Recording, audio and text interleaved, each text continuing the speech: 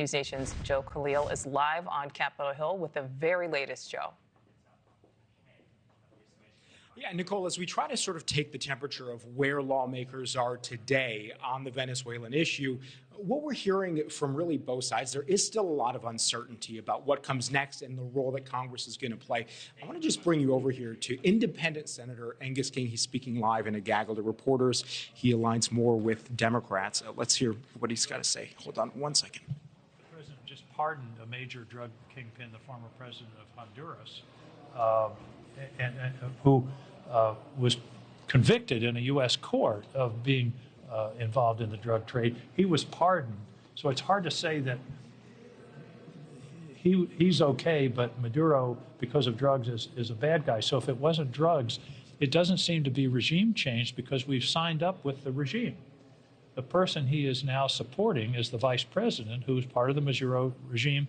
There's no effort that I can see to disband the secret police, the military, or what upholds the repressive Maduro regime in Venezuela. What the president keeps talking about is oil. And that's what he talked about today, what he talked about yesterday, he talked about at Mar-a-Lago. And if that's, are we in the business now of using American military power to obtain natural resources from countries around the world?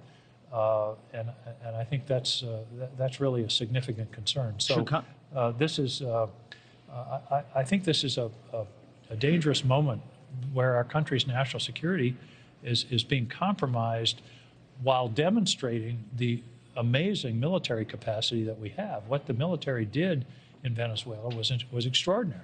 And Maduro is definitely a bad guy. But the question is now, what's the plan? And I have not heard. I have a briefing tomorrow, I believe, with the senior administration officials. But there was a briefing yesterday, as you know.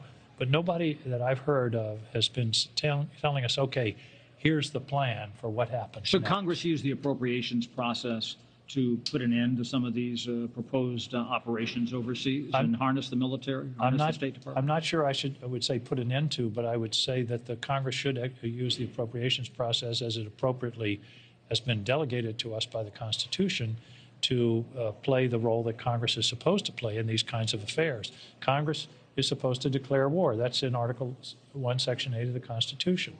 The President's the Commander-in-Chief. Commander-in-Chief doesn't get to declare war. If you go back to the Constitutional Convention, this was one of the things they were concerned about. They didn't want the president to have the power like the European monarchs had of leading their country into war without the consent of the people. That's why that's Congress's responsibility. In this case, the president not only didn't get a declaration of war, he didn't even consult with Congress in any way, shape, or form. I'm disturbed that news reports this morning indicated he may have consulted with the oil companies before he took this action and not with the United States Congress. That is just not the way this place is supposed to work. I'm going to pull back here.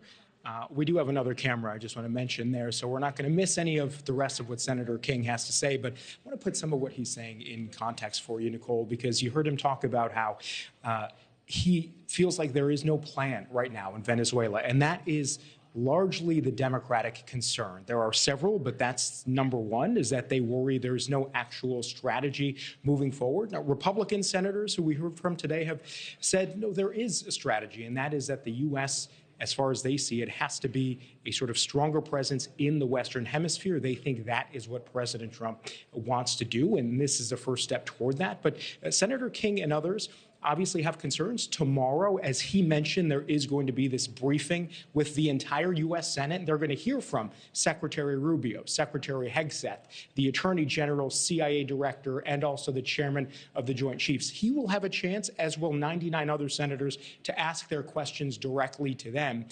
But you also heard him talk about how there's a concern that oil is the priority, that regime change seemingly is what's going on, although President Trump and the administration are aligning with Maduro's number 2 still, and they're putting power in her hands for now. So several of the concerns, again, that he raised are things that we've been hearing. What I think most lawmakers want now is some clarity, not just with Venezuela, but about what comes next beyond Venezuela. We hear President Trump talking about leaders of Colombia and about Cuba and other places. Are we going to see similar action like we saw in Venezuela? That is something lawmakers want to find out. Right now, they're not sure there is an answer to that question. Thank you for watching. Subscribe below and download our NewsNation app right now on your phone, and you will get fact-based, unbiased news for all Americans.